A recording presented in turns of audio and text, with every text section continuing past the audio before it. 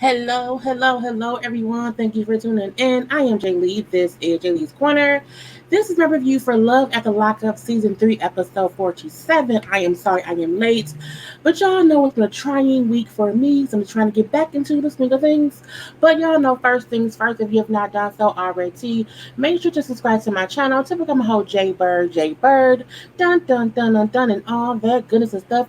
Y'all know to subscribe to this channel, to subscribe to my backup channel, JayLee's Corner Talk. The link to that is always in the description box below. Mainly everything you need to know is in the description box below, okay?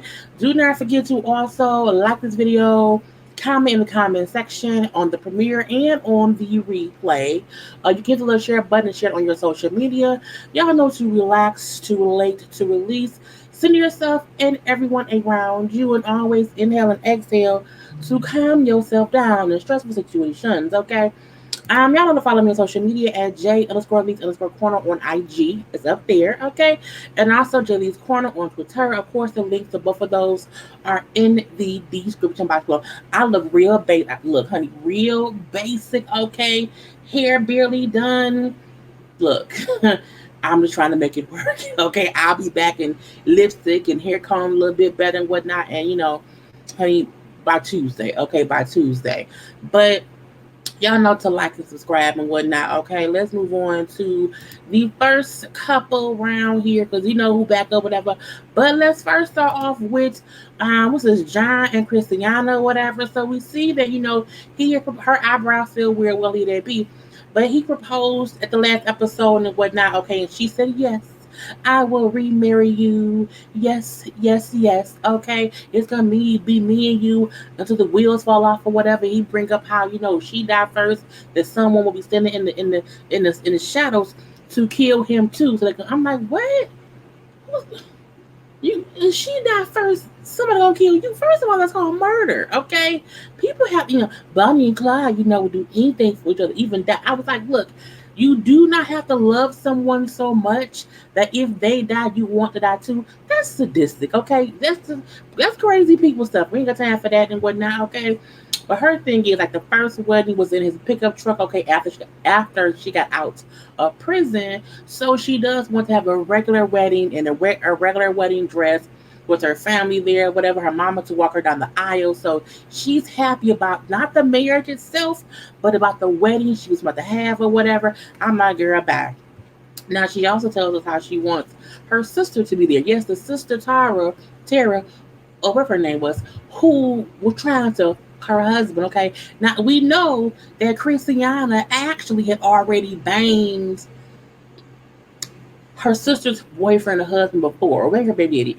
That happened a long time ago. So I'm like, y'all both up here banking each other's person.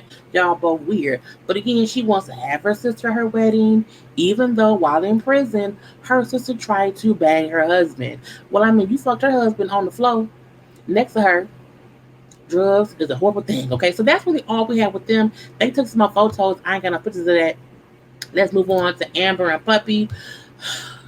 Look, Puppy was at that house that Amber stalked her at and whatnot. Amber went to Puppy's mama, found out where Puppy was supposedly living, went over there to see what was going on or whatever. And Puppy came out like, what you want? What you doing here? What you want with me? Like, why are you here? I don't get why you're checking on me. Okay, you told me to leave you alone. You told me to not call you. You told me to leave you be, bitch. Okay, leave me alone. Okay. And Amber point was like, well, look, our plan was to both get out of prison, both get a job, both be productive, and that ain't what you did. You was up here fucking up or whatever, out here drinking, and that was not the plan. So yes, I told you to, talk to me again or whatever, call me once you have your shit together. I miss you. I've been worried about you. She's like, well, don't worry about me. I'm good. No one has to worry about me or whatever. I don't care. Don't love me. Don't care about me. I ain't got my shit together. Leave me be. When she said, oh, I don't have my shit together yet, so don't look for me just yet. Okay. And also, when Amber told her, but I still love you, no, go love Sammy. I'm like, right? Go love Sammy. Puppy whole point was, you fucked me over for Sammy. You left me for Sammy. Don't come looking for me now after all this time or whatever, as if, I matter to you. Go love on Sammy. She also brought up how I feel like, her and Sammy must not be doing too good or whatever, and that's why she's now coming looking for me. I'm like, Amber wants a check. Amber wants to be on the show. And Amber know I gotta go back to Puppy because you can't go back to Victor. And Sammy maybe don't want to be on the show fully. I don't know. But it is weird that you now want to go find Puppy. And Puppy, I ain't having it. Leave me be. I do not need you coming back around in my life like this. Bye, Amber. Bye, Amber. And then she left. Okay, we're going to leave them be as well. It's going to be a quick review. Let's move on to Lacey and Shane. Weird family. They wanted to have a little beach day, a little family beach day or whatever. Now she's like, it's cold. How can we have fun? It's cold. We go home. Put a coat on or whatever. Okay. So her family, her friends are there. Now we do see Shane is talking to her father. Okay, because Lacey daddy, go talk to Shane. Okay, go have a conversation with him about what I told you about. Her thing is he acting weird. She don't know what's going on with him or whatever. He ain't helping as much as he should be. So Lacey, they're like, what's going on? Okay, you need to step up as a father, as a husband, as a man. Be productive. When will you start making money? When will you start being there for my daughter? I was like, Shane is 23. Shane is a baby. Shane has been a baby since he met your daughter. Yo, cougar ass daughter found this boy in prison, okay, corrupted his brain, okay, got him all attached to her surgical cooch, okay, then got pregnant by that man by in vitro, okay, and now he's 23. He's acting like a typical 23-year-old who was not used to responsibilities, okay. He is a child. He grew up in prison. He got out of prison when he was 21. He had been there since he was 17. He's a kid. Okay? Tough love ain't gonna work with bangs and braces, okay? That's Shane name in my head, bangs and braces. Okay? Because he ain't mature enough yet to really realize what he's supposed to do. He's buckling under stress because he's never had to handle a stressful situation. Even in prison is stressful. It is, but prison is structured. Okay, that's the difference. Anyway, Shane, like, look, I've been in a slump because I just have these issues or whatever based on all the things going on. So I'm trying to find a job, that I can do from home so I can still help Lacey and the kids or whatever. I'm trying to make money. I'm trying to be there, but I'm in my feelings because he's 23 with the grown ass surgical woman who was cheating on him with her ex-heroin addict boyfriend, John. They own television. It's the 4 children. He ain't got no job. He got bangs and braces. Okay, it's a lot for him to deal with at 23 years old. But that's on Lacey. You put a child, not deal with him. Okay, he got 5 kids now. Anyway, so that was his thing. Now, Lacey tells her friends how I feel like Shane is cheating on me because he's not as affectionate. We don't have sex no more or whatever. You know what I'm saying? He acting different. He acting different. And the friend said, girl, he probably cheating. Okay, have you checked his phone? She was like, no. You have the right, okay, to go through his phone, whatever. You have to find the proof. If you want to go through our phone, I will go through your husband's phone if you want. See, these are the kind of friends you do not need when you're a wife because they will convince you to do shit that you don't need to do. Someone told me if you go looking for something, you're going to find something, okay? Come good or bad. And this is my thing. If I think my husband cheating, I'm not going to snoop. Because whatever he's doing, I'm going to see it eventually. I'm not finna be this nigga. Because if he's not cheating, then I'm the one that's insecure. When someone is doing something, you will find out. If you feel like something is happening, it will manifest itself right in your face. You don't have to listen to your nosy ass, messy ass friends who are telling you to go ahead and sneak through your husband's phone to find proof he's cheating. Because guess what? She's going to find it and not really leave. I'm going to leave that be. So the friend grab his phone. They then go through it. Oh my God, you're in it. What does it say? What does it say? Look for texts or phone calls of random numbers. Meaning they are professional phone go-throughers, okay? Do not have professional phone go-throughers with your husband.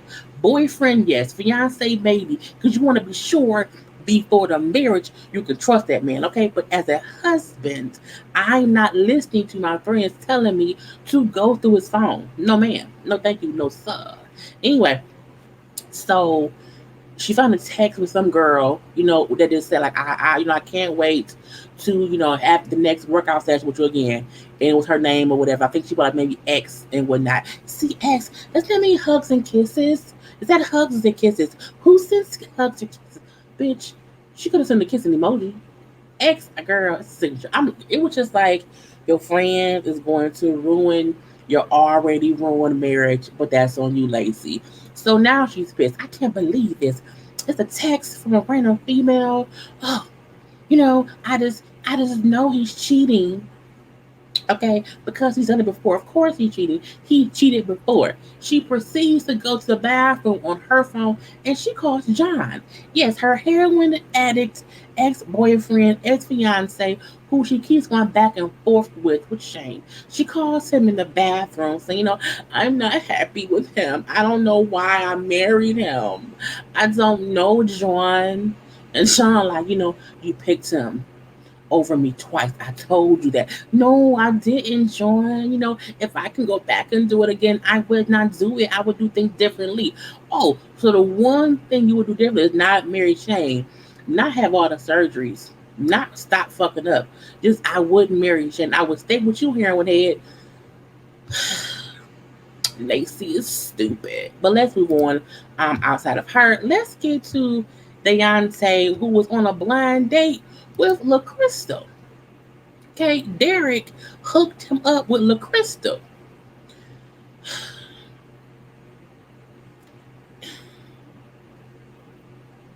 She's a pretty person, but however, her makeup seemed like dead folk makeup. It wasn't TV makeup, so it made her look like pasty, or like a weird black pale person. It was whatever. Anyway, so they met up and whatnot. Okay, and they had little dates. As he said, I like to be extravagant, so I'm gonna take us on this little paddle boat. That was not extravagant. It wasn't. It's like, is that Lake Lanier? Okay, is that Crystal Lake? Like a murder's happened there. Anyway, so they on a little paddle boat and they chatting or whatever. Now he said, I'm like, you cute. He did a good job. I'm like, he lying. He likes skinny white girls with blonde hair and big boobs. She is a thick, pretty, black woman, okay, with fiery red hair. He don't like her at all. She's not white, blonde, and skinny as hell, okay? She ain't his type, period. And that's no shade to her. It's no shade to him, okay? Because he don't like black women. You can't tell me he would never pick a black beautiful queen like LaCrystal over skinny ass white ass Nicole. Okay, that's his fault. Anyway, so they in the boat paddling and talking or whatever. He brings up how her ex, used her as a rebound. And I'm like, well, shit, you might be a rebound for him because he down to a rebound for Zach when it comes to Nicole. So he brings up how his former two exes both were prisoners in prison who used him for money or whatever, and how the last one, Nicole, used him for the money but never gave him any cooch. He did not get any sex from her vagina. And she like, oh, okay, well that's kind of crazy. So, but for some reason, she like him. He's cute. He's handsome. He's tall. He's in shape. You want a second date? You want a second date? He like, oh, you real forward. Okay, I would like, a second date. I'm like, he lying. He's not because you know what? Because he simply does not like black women. He wants skinny white girl, blonde hair, blue eyes, big boobs. That's what he dates. Anyway, he's stuck on Nicole. Okay, he is stuck on Nicole. Now he goes. Nicole is on the season, and so is fucking Tia. Okay. Now after his date with Crystal, whatnot, which he said went well, and he wants a second date. I don't believe him. He said, I kept thinking about Nicole. I want to be with Nicole, so he went by to talk to Nicole's mama while Nicole in the house sleep, and he tells the mom, who's surprised he's there, that he misses Nicole. She's not returning his phone calls. How he held her down the whole time she was in prison, not the whole time, but he held her down while she was in prison or whatever. And he gave her love and affection, and she just never gave it back to him. Now, is he saying he wants some pussy because he paid for it? Yes, But is that what he said? No. Could he really just want to be with her? Yes. And my thing is, if you just horny for some cooch, I feel like Crystal wanted to fuck. I think Crystal felt like he got that body, he had a heavy dick. I may want to bang that. So if he really just wanted sex, he can fuck somebody else. Okay. However, he was talking to the mama as if he wanted Nicole's cooch. And can you tell her to give it to me because I've helped her so much? I deserve it or whatever. And the mama like, look, if she not giving you what you need, what you want, leave her alone. Okay, she don't want you if that's the case. And if you want sex and she not giving up, just move up on. And I'm like, I mean, that's true, but I don't know why he went to the mama talking as it was because he's like he has not talked to her in like 4 months. So yeah. Anyway, so in the house, Nicole mama like, hey, Deontay was here, came by, and what he said was, you open pussy. Okay. And she's like, did he say those words? She's like, well, no, that's what he meant. And I'm like, I mean, he did. Anyway, she like, look, I've been with Tia for so long or whatever. It's been the past 4 months. And you know what I'm saying? I do miss him though, but I'm with Tia. You know what I'm saying? So, but he took care of me, so I gotta figure out what I'm gonna do. But I'm gonna tell Tia girl, I'm going to tell Tia who's coming by later, even though Tia is very jealous. So I don't know how she would take it, okay? And when Tia come back, like, the other came by and said A, B, C, D, F, and G to my mama, not to me because I was asleep. Tia gets upset. I can't believe this shit. How rude of him to come here and say you almost a pussy. I mean, because he paid for it. He paid for it. He paid for it. He like, you not. This is the weird thing. Tia said he was wrong for saying that, that was disrespectful. However, that's your fault because you was okay with taking money from him. You was okay with being in his house or whatever. You used him, and now he just want what he paid for. So that's on you. You know what I'm saying? Because if it was up to you, you'd be both of us, and that's bullshit. Not T, like, I won't share. But I can tell you want us both. Okay? You want me, you want him. And if I allow the shit to happen, you would be up here with both of us in the whole polygamous relationship or whatever, and it'd be bullshit. Now, I also want to mention that Nicole has had COVID twice in the past 4 months. So she's like, I'm trying to get my strength back up. First of all, your ass should not be outside. Because how you had COVID twice in 4 months? Girl, you just got out of prison. But she was not wearing any protection. I'm going to leave that be as well. And she also brings up how, look, me, I ain't working. Tia not really working or whatever. We're not making no money. And I need some money. And guess who used to support me and give me money? Deontay. Supporting, paying for all her stuff. And so she feel like I need to ask him for some money because I still need my boobs done. Because I'm like, oh, she had a boob job. But she's like, no, that's a bra.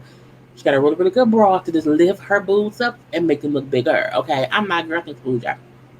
But, she wants some money. Now, Deontay also brought up how he was on his way to her mom's house, how he's in debt because of all the things he bought for Nicole.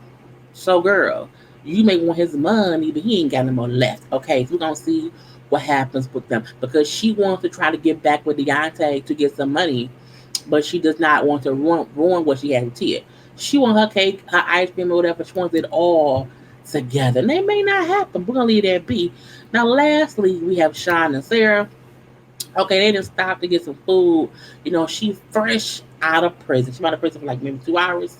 And so they chit-chat in a little pizza place. And she comes clean with Shawn. Shawn, I have a daughter. She's 6. And my mom has been taking care of her since she was 6 months old. I'm in prison. So she went to prison, of course, 6 years ago. Her daughter was 6 months at the time. Her mom was raised the daughter this whole time or whatever. But, we like, I can't believe you didn't. I asked you. I kept asking if you had kids. You kept saying no. My thing is, how do you ask somebody more than once if they have children? Like, well, the story won't change. That's weird to me. I'm leave that be. And you're like, I just can't believe it. And she's like, well, I did not feel like we were in a real relationship. You know what I'm saying? Because it was all phone calls and letters. So, to me, that I just did not want to get you like involved in my life. I did not want to introduce you to whoever because I did not know this would even be a thing. And she also brought up how for her they talked I think online through letters and on the phone for like a year, but he then disappeared for months and then popped back up a couple months ago. So that's the time he was fucking with Destiny. So again, her thing was like, I didn't know you enough to really tell you the truth about my life, but now we here, so I want to be, a little honest with you. Now the thing is, Shawn has not told her, one, how old he is, two, that he was fucking off with Destiny, and three, he has 6 children. So again, while he is shocked that she lied about her kids, he's relieved because now he can tell her what he lied about. I'm like, how y'all up here bonding of the lie y'all told? But he has not told her yet. He just feels better that when he does, she can't be that upset because she lied too about her having a child. I'm like, it's just stupid. Okay, it's just stupid. Now, as they driving around or whatever, she also brings up how, one, I do not want you to meet my mom. I do not want you to meet my daughter. I think it's too soon for that because at the end of the day, you are a stranger. Okay, you are a stranger and I don't know you that well or whatever, so I do not want to have them around you just yet. I don't think that's a bad idea. I don't. I think she was lying to Shawn the same way Shawn has been lying to her. They both have been lying to each other, which to me means y'all are both deceitful. Even if y'all are lying for right or wrong reasons, it's like you still lying to someone to see where it go. But I'm like, why not just? Because even if he know you're the kid, like he don't need to know the kid's address. You know what I'm saying? And like for Shawn, you don't have to say you had 3 kids. You have 6. Like, why lie? I believe that be. So they both okay, fine. But Shawn, like, I just want us to be able to, have sex on the side of the road because that can make our bond real. And at first, like, maybe, maybe not. And so while driving, she lets him know, like, I don't feel comfortable having sex with you right now on the side of the road. I just want to get to my family to see them. It's been so long. And so you're like, oh, okay, I guess that's fine. He's okay with it. You have a choice. But she also tells us in her confession that she has not had sober sex with the man. And I'm like, that's a hell of a statement to say you have never had sober sex with the man. That speaks volumes, okay? So she's not ready because once you sober, okay, fine. So again, he's disappointed, but like, I understand. Then as they traveling, she then said, oh yeah, and I don't want you to know my mom's address, so I'm gonna have you drop me off somewhere. Okay, I've been texting my mom and my friends to let them know that you're not kidnapping me, but I want you to just drop me off, pull off, and do not follow me. Okay, drop me. He's like, I can't just leave you here alone. She's like, well, I don't want you to be here when my rap pulls up. I don't want you feeling like you have the right to like go talk to them because you don't. I do not want you to meet them. Now she's saying her mom is getting her, but we do not see who picks her up. And it was crazy because when he said, okay, I'm gonna give you a hug out the car, she's like, no, stay in the car. Don't follow me. Don't do that. And I'm looking like, Sarah, sum up with you. This is my thing. If you did not want him to know anything about you in that way until you felt comfortable, you should not have had him pick you up from the thing.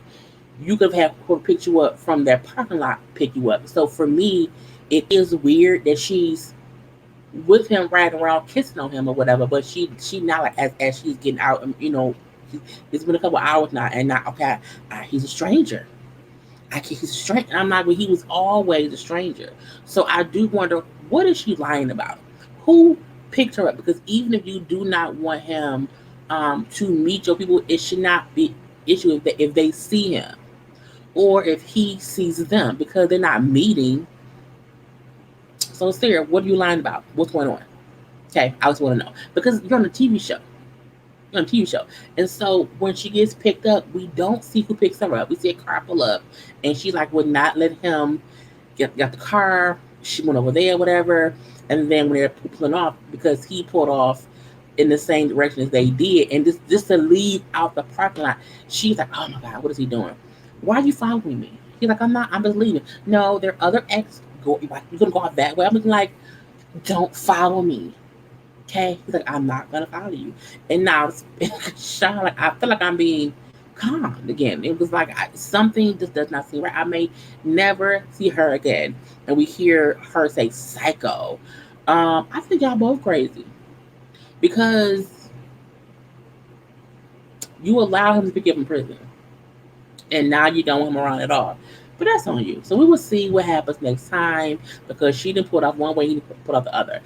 She's definitely hiding something. I do think it's more. Cause look at this. First of all, it looked like a child and their parent. Dad, can I have some more pizza? Dad, can I have a shake? Because she's so tiny. And I still think it's weird that he loves women who are so petite and he, bigger. So it's weird to me. But again, we're going to see what happens with these two. But that's all I got, y'all. That was our episode.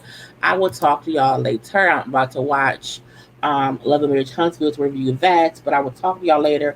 Have a good day or evening or whenever y'all see this, have a good that. Because I don't know when I'm going to put it up. Anyway, gotta go. See you when I see you.